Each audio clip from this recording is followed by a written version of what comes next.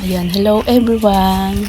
Share ko lang po yung mga pasalubong ng anak ko from Japan na masyal sila ng 1 week kasama yung kanyang labi-dabi na si Egay. Ayan, mga magnet ref, mga kung ano-ano lang ba. Kung ano-anong mga bagay na ayan, yung nakakatuwa. Ito ang cute, no? Siyempre, diba, kung minsan nakakatuwa rin talaga yung pag galing ka sa ibang lugar, no, meron kang mabili na kahit ano lang, na souvenir, ayan, remembrance, doon sa lugar na iyong napuntahan.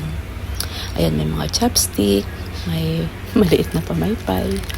Ayan, o kahit na merong nabibili dito, pero iba pa rin, yung siyempre, yung nabili mo doon sa lugar na kung saan ka nagpunta. Ayan, meron pa rin dito, o ayan, o diba nakakatuwa. Maganda lang ipang display. O, ayan.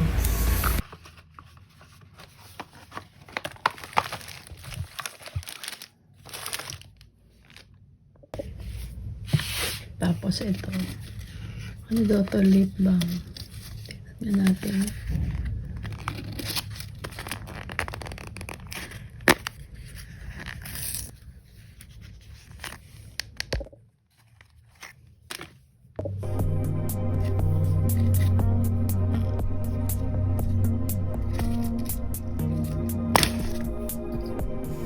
Ayan, ito yung tamang-tamang ito magagamit natin kasi diba ngayon mahangin, malamig, nakaka-dry sa skin, nakaka-dry sa lips, kaya ayan, tamang-tama magagamit natin itong na to, lip balm na to.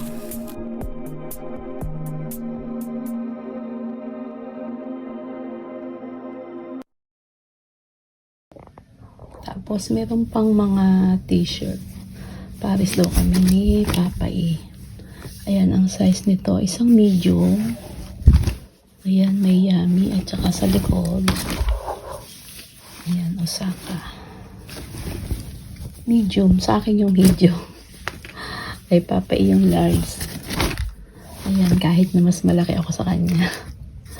Ayan, kanya yung mas malaki.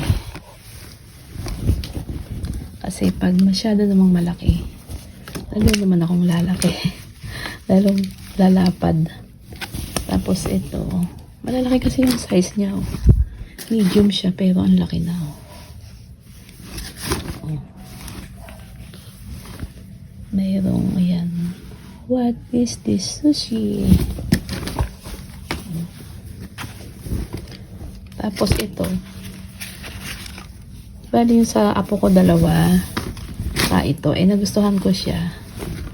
Ayan o, Snoopy. Nagustuhan. Small siya pero malaki yung size niya o. O, malapad. Ayan o. Ayan, kasya sa malapad ang katawan. Tsaka nagustuhan ko to o. Meron siyang ganito sa dulo. Kaya parang tingin ko medyo nakaka-slim. Tingnan. Ayan. O. Naka-ano sa dulo. Parang medyo napipit. Oh, okay na yan kahit pambata. Inagaw ko pa sa apo ko. So, ayan. Meron na tayong t-shirt.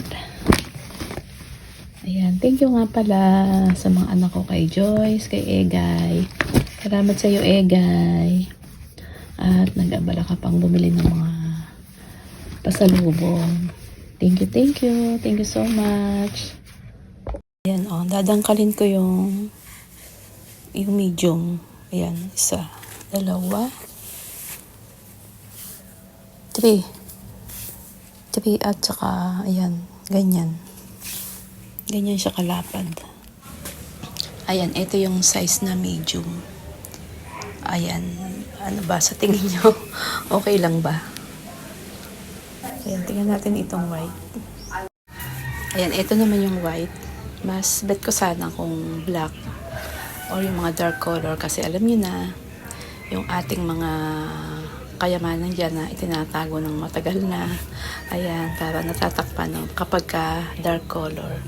Pero okay naman, maganda naman tong white. At pares kami ni Papa E.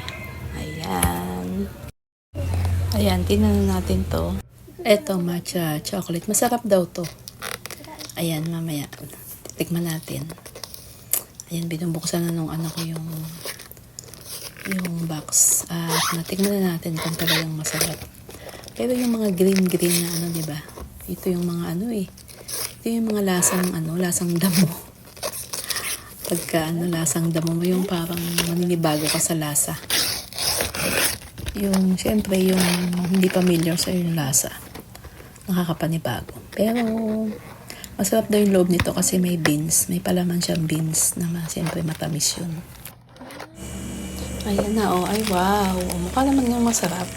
Kasi ang ganda ng kulay niya, kulay green. Kasi favorite ko ang color green.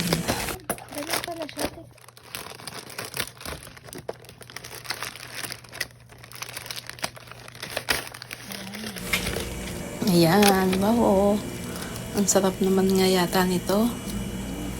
Daliat ng atin ng matikman.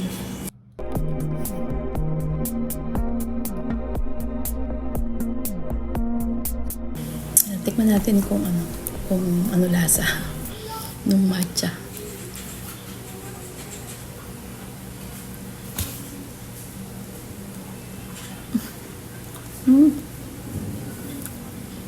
Lasang damo.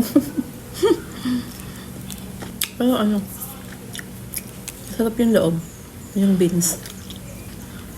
Na inosente.